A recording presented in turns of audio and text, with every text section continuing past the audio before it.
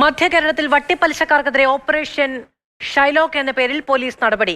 4 ജില്ലകളിൽ 150-ലധികം ഇടങ്ങളിലാണ് റെയ്ഡ്. ആലുവയിലും നെടുമ്പാശ്ശേരിയിലും പണയത്തിനെടുത്ത വാഹനങ്ങൾ പിടികൂടി. 6 കാറും 13 ബൈക്കുമാണ് പിടികൂടിയത്. ബിനിൽ വിവരങ്ങളുമായി ചേരുകയാണ്. ബിനിൽ, കഴിഞ്ഞ ദിവസവും ഒരു ആത്മഹത്യ ഉണ്ടായതാണ് വട്ടിപ്പലിശയുമായി ബന്ധപ്പെട്ട് സംസ്ഥാനത്ത്. ഇപ്പോൾ മധ്യകേരളത്തിൽ ആകെ വിവിധ കേന്ദ്രങ്ങളിൽ നിന്ന് പണയത്തിനെടുത്ത വാഹനങ്ങളടക്കം പോലീസ് പിടികൂടിയിരിക്കുന്നു. എന്താണ് ഓപ്പറേഷൻ ഷൈലോക്കിന്റെ ഒരു സ്വഭാവം? മധു നേരത്തെ ചൂണ്ടിക്കാണിച്ചത് തന്നെയാണ് ഏറ്റവും പ്രധാനപ്പെട്ട പ്രശ്നം. വട്ടിപ്പലിശക്കാർ വീണ്ടും കേരളത്തിൽ പിടിമുറുക്കുകയാണ്. അതിനിടയിലാണ് ഇപ്പോൾ ഓപ്പറേഷൻ ഷൈലോക്ക് എന്ന പേരിൽ മധ്യ കേരളത്തിൽ പോലീസ് വ്യാപകമായ പരിശോധനകളിലേക്ക് കടന്നിരിക്കുന്നത്.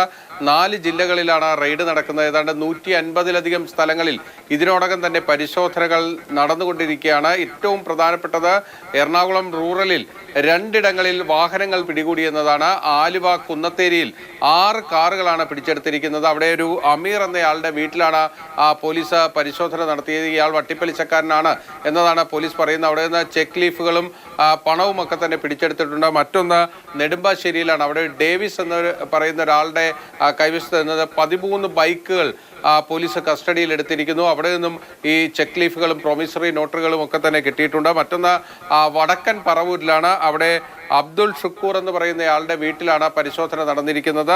അവിടെ നിന്ന് RC ബുക്കുകൾ അടക്കം പിടിച്ചെടുത്തിട്ടുണ്ട് എന്നാണ് പോലീസ് നൽകുന്ന വിവരം. അതോടൊപ്പം തന്നെ മറ്റൊരു പ്രധാനപ്പെട്ട കാര്യം, ഇടുക്കി ജില്ലയിലും വ്യാപകമായ റെയ്ഡ് നടക്കുകയാണ്. ഇടുക്കിയിലെ നെടുങ്കണ്ടത്തെ ഒരു സ്ഥലത്ത് നിന്ന് ഏതാണ്ട് 9 ലക്ഷത്തിലധികം രൂപ പിടിച്ചെടുത്തതായിട്ടാണ് ഇടുക്കി പോലീസ് പറയുന്നത്. അതോടൊപ്പം തന്നെ മൊത്തം 3 കേസുകൾ അവിടെ രജിസ്റ്റർ ചെയ്തിട്ടുണ്ട്. കഞ്ഞിക്കുഴിയിലും അതോടൊപ്പം തന്നെ കുളമാവിലും കേസെടുത്തിരിക്കുന്നു. ആലപ്പുഴയിലും കോട്ടയത്തും ഒക്കെ തന്നെ സമാനമായ രീതിയിൽ ഓപ്പറേഷൻ ഷൈലോക്കിന്റെ ഭാഗമായി വട്ടിപ്പലിശക്കാർക്കെതിരെ നടപടി ഘടിപ്പിച്ചിരിക്കുകയാണ് പോലീസ്. നേരത്തെ കഴിഞ്ഞ UDF സർക്കാരിന്റെ കാലത്ത് രമേശ് ചെന്നിത്തല ആഭ്യന്തരമന്ത്രിയായിരുന്നപ്പോഴാണ് ഓപ്പറേഷൻ കുബേര വന്നത്. അന്ന് സംസ്ഥാനത്തെ വട്ടിപ്പലിശക്കാരൊക്കെ ഒന്ന് ഭയന്നിരുന്നതാണ്. പലരും മാളത്തിലേക്കൊക്കെ പോയിരുന്നു. എന്നാൽ പിന്നീട്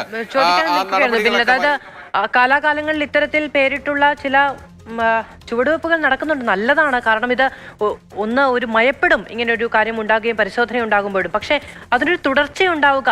ആ നിലയ്ക്ക് ഈ നാട്ടിൽ കൊള്ളപ്പലിശയും മായി മുന്നോട്ട് പോകാൻ കഴിയില്ല എന്നൊരു പേടി ഉണ്ടാവുക എന്ന് പറഞ്ഞാൽ തുടർച്ച വേണം.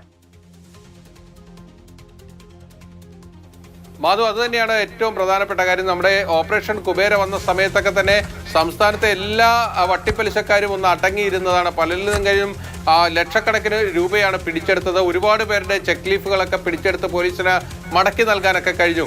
എന്നാൽ പിന്നീട് അതിന് തുടർച്ചയുണ്ടായില്ല. വീണ്ടും വട്ടിപ്പലിശക്കാർ സജീവമായി. അങ്ങനെയാണ് വലിയ പല ആത്മഹത്യകളും ഈ സമീപകാലത്ത് സംഭവിക്കുകയൊക്കെ തന്നെ ചെയ്തിരിക്കുന്നത്. നമുക്ക് ഈ പറവൂരിൽ നിന്ന് തന്നെ ഒരു സമാനമായൊരു സംഭവം നമ്മുടെ മനസ്സിൽ നിന്ന് പോയിട്ടില്ല. ഒരു വീട്ടമ്മ പുഴയിൽ ചാടി ആത്മഹത്യ ചെയ്ത സംഭവം. അവിടെയും ഈ പലിശക്കാരുടെ ശല്യമായിരുന്നു. ഈ ആലുവ കുന്നത്തേരിയിൽ നടത്തിയ റെയ്ഡിൽ നിന്ന് പോലീസിന് മനസ്സിലായത് അവിടെ 1 ലക്ഷം രൂപയ്ക്ക് 15,000 രൂപയാണ് പലിശ വാങ്ങിയിരുന്നതെന്ന രീതിയിലാണ്.